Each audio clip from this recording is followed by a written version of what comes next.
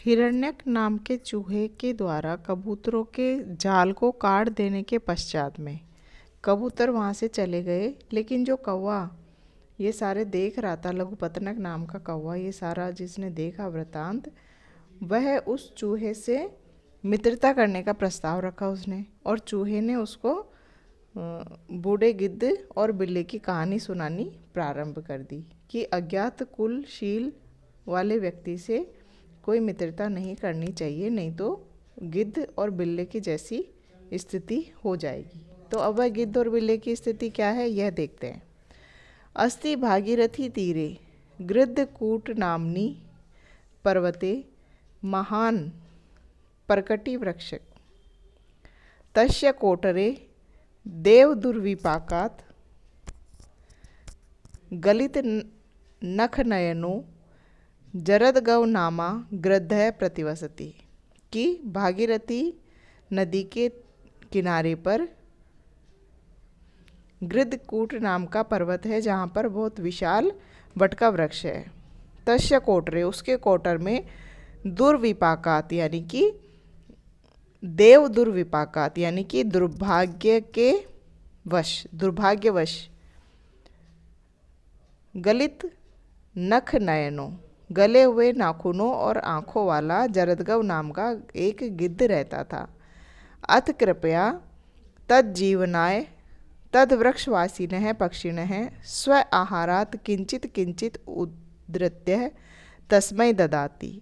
उसके जीवन के लिए उस वृक्ष पर निवास करने वाले पक्षी अपने आहार से कुछ कुछ बचाकर उसको दे देते थे। तेन असौ जीवती, जिससे कि वह जीवित रहता था, और तेषाम शावक रक्षांच करोति, और उसके बदले में वह उनके बच्चों की रक्षा करता था। अथ कदाचित दीर्घ कर्ण नामः मार्जारः पक्षी शावकान भक्षितुम तत्र आगत है। उसके बाद में दीर्घकर्ण नाम का एक बिल्ला पक्षियों को के बच्चों को खाने की इच्छा से वहाँ पर आया। ततः तम आयंतम दृष्ट्वा पक्षी शावकै भय आर्तै कोलाहलः कृतः। तब उस बिल्ले को आया हुआ देखकर पक्षियों के जो बच्चे थे वह भय से व्यथित होकर कोलाहल करने लगे। तत्श्रुत्वा जरदगवेन उक्तम, यह सुनकर जरदगव ने कहा, को अयम आयाति, कौन आया है यहाँ पर। दीर्घकर्णो गृध अवलोक्य स भयम आह, दीर्घकर्ण ने गृध को जब देखा, गिद्ध को, तो भय के साथ बोला, अहो हतो अस्मि, अब तो मैं मारा गया। यह तो अयम माम व्यापादिष्यति, है तो अब मुझे मार डालेगा। अथवा यावद भयस्य भेतव्य, यावद भयम अनागतम, आगतम तु भयम वीक्ष्य नरः कुर्याद यथोचितम। कि जब तक ही भय से डरना चाहिए जब तक भय आ नहीं गया हो। भय से तब तक ही डरना चाहिए जब तक कि भय हमारे सामने आ नहीं जाए। आए हुए आगतम तु भयम वीक्ष, आए हुए भय को देखकर, नरः कुर्यात यथोचितम, मनुष्य को यथोचित कार्य करना चाहिए। जब भय सामने आ ही गया है, जब डरने का कारण सामने उपस्थित हो ही गया है, तो फिर तो उसके निवारण का ही कार्य करना चाहिए। उससे डरने के बजाय उसका उपाय ढूंढना चाहिए। ये इस श्लोक का अर्थ है। तब फिर वह क्या सोचता है कि अधुना अतिसन्निधाने पलायितुम अक्षम है, कि अब तो इसके एकदम समीप होने के कारण भाग भी नहीं सकता हूँ। तद यथा भवितव्यम तथा भवतु, तो फिर जो होना हो सो हो। तावद विश्वासम उत्पादयात यस्य समीपम उपगच्छामि, तो इसमें विश्वास उत्पन्न करने के लिए मैं इसके पास जाता हूँ। इति आलोच्य तम उपसृत्य अब्रवीत, यह सोचकर वह उसके पास गया और बोला, आर्य त्वाम अभिवंदे, मैं आपका अभिनंदन करता हूँ, आपकी अभिवंदना करता हूँ। गृधो अवदत, गृध ने भी कहा, कह तुम कौन हो। सो अवदत, बिल्ला बोला, मार्जारो अहम, मैं बिलाव हूँ। गृद्धो ब्रूते, गिद्ध ने कहा, दूरम उपसर नो चेत हंतव्यो असि मया, दूर हटो नहीं तो तुम मेरे द्वारा मार दिए जाओगे। मार्जारो अवदत्, बिलाव बोला, श्रूयताम सुनिए, तावद मम वचनम, मेरे वचन तो सुनिए, ततो यद अहम वध्यः तदा हंतव्य है, उसके बाद यदि मैं मार देने योग्य ही हूँ तो आप मुझे मार डालना। यतः क्योंकि जाति मात्रेण किम कश्चित वध्यते पूज्यते क्वचित, व्यवहारम परिज्ञाय वध्य पूज्यो अथवा भवेत्, कि जाति मात्र से ही कोई मार देने या पूजने योग्य होता है क्या। व्यवहार परिज्ञाय, व्यवहार को जानकर ही मारना चाहिए या उसकी पूजा करनी चाहिए। कह रहा है वह बिलाव ये कहना चाह रहा है कि केवल मैं बिलाव हूँ इसलिए ही मैं मार देने योग्य हूँ, ऐसा नहीं होना चाहिए। मैं पहले आप मेरी बात सुनिए, उसके बाद में जो आप सोचे वही करना।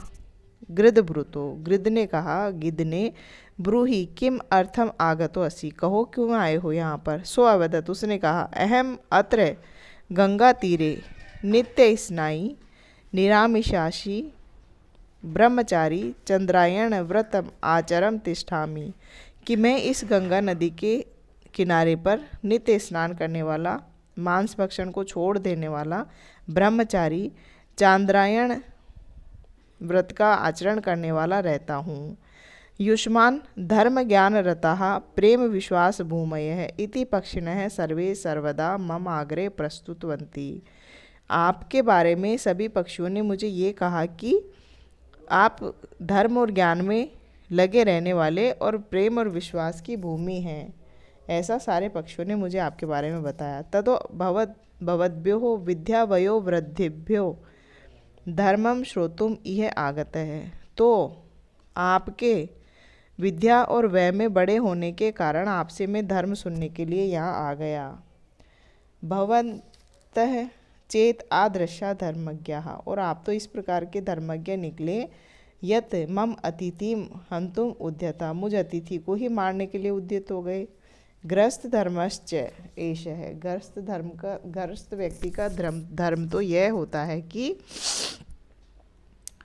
अरव अपि उचितम कार्यम अतिथि गृहम आगते छेत्तुम पार्श्वगताश्छाया नोपसरते द्रुम है, कि अरव अपि, शत्रु की भी उचित अतिथि सत्कार किया जाता है। गृहम आगते, ग्रस्त का तो यह धर्म होता है कि घर में आए हुए शत्रु भी यदि अतिथि है तो उसका भी उचित सत्कार करते हैं।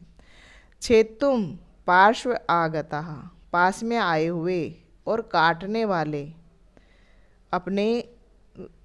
अपने आप को ही काटने वाले, स्वयं को काट देने वाले भी वृक्ष, क्या पास में आए हुए काटने वाले के ऊपर से अपनी छाया हटा लेता है। मतलब कहने का ये है कि जो वृक्ष को काटने के लिए जाता है, वृक्ष की नीचे छाया में बैठकर आराम से उस वृक्ष को काटता है, तो क्या वृक्ष उसके ऊपर से अपनी छाया थोड़ी हटा लेता है। यह उदाहरण देकर वह अतिथि का धर्म बता रहा है गिद्ध को। उसके पश्चात पुनः कहता है, यदि अन्नम नास्ति तदा सुप्रीतेनपि वचसा तावद अतिथि पूजयेव तथा च उक्तम, यदि अन्न नहीं होता है तो भी मीठे प्रेम के वचनों से ही अतिथि का सत्कार किया जाता है, क्योंकि तृणानि भूमि उदकम वाक् चतुर्थी च सुरनिरताः एतानि अपि सताम गेहे नौच्छिद्यन्ते कदाचन है, कि तृणानि यानी कि तृण से बना हुआ आसन अथवा भूमि, पानी और चौथी मीठी वाणी, ये चार तो सज्जनों के घर में होते ही हैं। सज्जन के घर में अतिथि का सत्कार करने के लिए और कोई वस्तु हो न हो भले, लेकिन तिनकों से बना आसन, बैठने के लिए भूमि और पानी और सुमधुर वाणी तो हर भले आदमी के घर में मिल ही जाती है। अन्यश्च, और भी कहता है कि निर्गुणेषु अपि सत्वेषु दयाम कुर्वन्ति साधवः न हि संहरते ज्योत्सनाम चंद्र चांडाल वेशमन है, कि निर्गुणेषु अपि, निर्गुण भी यदि प्राणी हैं तो उन पर दया करनी चाहिए साधवा, सज्जन व्यक्तियों के द्वारा। सज्जन व्यक्तियों को सदैव, निर्गुण भी अगर कोई प्राणी है तो उसके ऊपर दया करनी चाहिए। न ही संहरते ज्योत्सना, ज्योत्सना यानी चंद्रमा की चांदनी। क्या चंद्रमा अपनी चांदनी को, चंद्र है ज्योत्सना, चंद्रमा अपनी चांदनी को चांडाल अश्विन, चांडाल वेशमन है यानी चांडाल के घर से क्या वह हटा थोड़ी लेता है। चांडाल के घर पर भी वह उतनी ही चांदनी डालता है जितनी अन्यों के घर पर।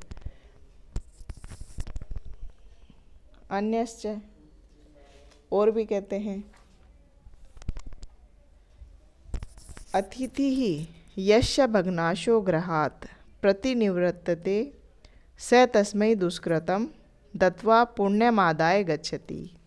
अतिथि यस्य भग्नाशो गृहात् प्रतिनिवृत्त, अतिथि जिसके घर से भग्न आशा वाला होकर, अर्थात मनोरथ की पूर्ति न होने वाला होकर लौट जाता है, वह तस्मै दुष्कृतम दत्वा, अपने सारे दुष्कर्म उसको देकर, जिसके घर में जाता है उसे दे देता है, और पुण्यमादाय गच्छति, और वहाँ के सारे पुण्य लेकर चला जाता है।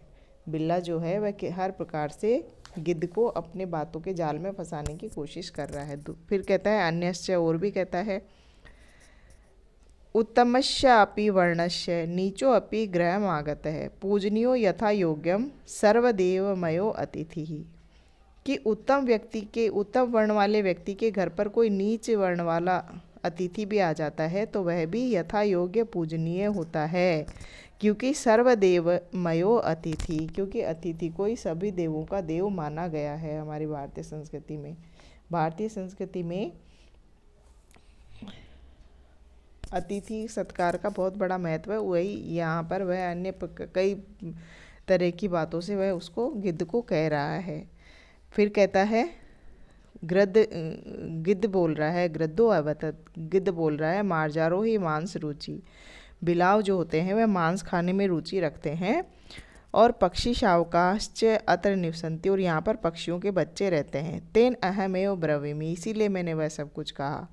तत्श्रुत्वा मार्जारो भूमि स्पृष्ट्वा कर्णव स्पृशति, यह सुनकर उस बिलाव ने भूमि को स्पर्श किया और फिर अपने कानों को स्पर्श किया, मतलब कि ढोंग किया उसने इस प्रकार का, और कहने लगा, मया धर्मशास्त्रम श्रुत्वा, मैंने धर्मशास्त्र को सुन रखा है। वीतरागेण इदम दुष्कृतम व्रतम चांद्रायणम मध्यवसितम, वीतराग यानी कि ब्रह्मचारी वाला, सन्यासियों वाला मैं वेश धारण करता हूँ, मैं सन्यासी हूँ, और दुष्कर चंद्रयान व्रत का मैंने पालन किया है। यतः परस्परम विवादमानानामपि धर्मशास्त्राणाम अहिंसो परमो धर्म है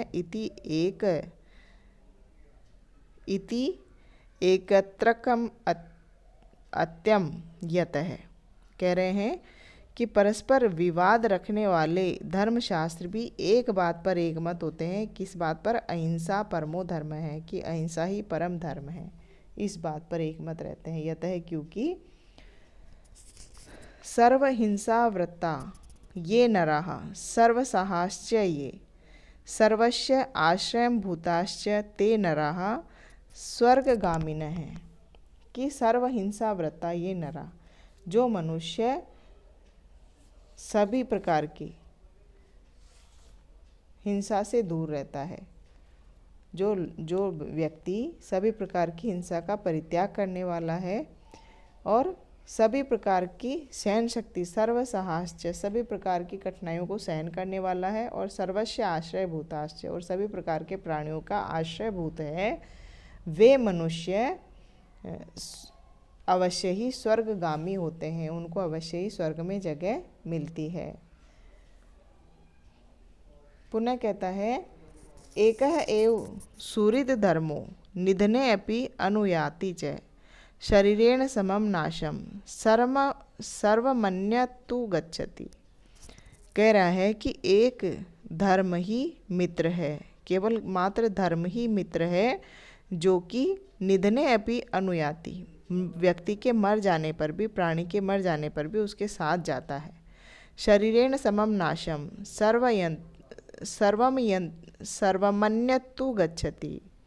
कह रहे हैं कि और बाकी सब तो शरीर के साथ ही नष्ट होने वाली चीज़ें होती है। बाकी और दूसरी सारी चीज़ें शरीर के नष्ट होते ही सारी चीज़ें नष्ट हो जाती है। केवल एकमात्र धर्म ही है जो मनुष्य के साथ जाता है।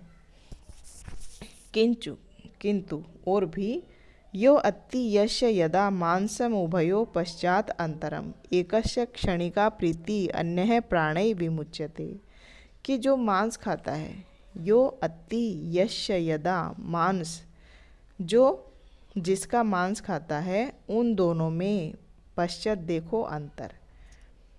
अर्थात मांस खाने वाला व्यक्ति और जिसका मांस खा लिया गया है, उन दोनों में अंतर देखो। एकस्य क्षणिका प्रीति ही, एक की तो कुछ समय की प्रीति, कुछ समय का प्रसन्नता है, मांस खाकर कुछ समय प्रसन्न होता है, और अन्य है प्राणै विमुच्यते, और दूसरा तो अपने प्राणों से ही चला जाता है। मतलब मांस भक्षण का बता रहे हैं कि दोनों में अंतर देखो कि एक तो अपने प्राण ही त्याग देता है, जो मर गया है, जिसका मांस खाया जा रहा है, उसके तो प्राण ही चले जाते हैं, और जो खा रहा है उसको तो थोड़ी देर की प्रसन्नता होती है।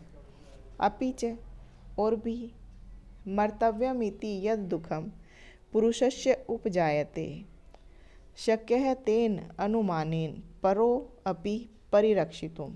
कि मर्तव्यम इति, कि मार दिया जाऊंगा, अब मैं मर जाऊंगा, यद दुखम, इस दुख को पुरुषस्य उपजायते, पुरुष में जब यह दुख उत्पन्न होता है उसी के द्वारा, शक्य है तेन अनुमानेन, उसके अनुमान से ही, परो अपि दूसरे का, परिरक्षितुम रक्षा की जा सकती है।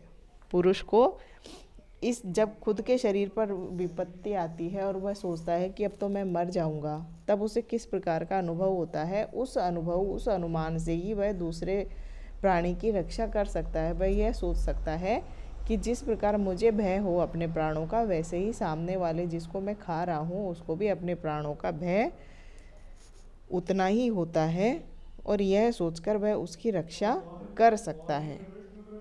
शृणु पुनः सुनिए, कह रहा है पुनः सुनिए। स्वच्छंद वन जातेन शाकेनपि प्रपूर्यते अस्य दग्धो उदरस्य अर्थे कह कुर्यात पातका महत। कि स्वच्छंद वन जातेन, अपने आप ही वन में उग जाने वाले शाक आदि, यानी कि कंद मूल फल आदि जो अपने आप ही उगाते हैं, शाक सब्जियां, उसी से भी प्रपूर्यते, उसे से भी भरा जा सकता है। अश्य दग्ध उदरस्य, इस उदर की जठराग्नि को तो, इस जठराग्नि वाले उदर को तो उन शाक सब्जियों से ही पूरा किया जा सकता है, भरा जा सकता है। कह कुर्यात पातकम महत, उसके लिए कौन इतना महान पाप करेगा। किसी को मार देने का पाप, किसी की हिंसा कर देने का पाप उस पेट के लिए कौन करेगा।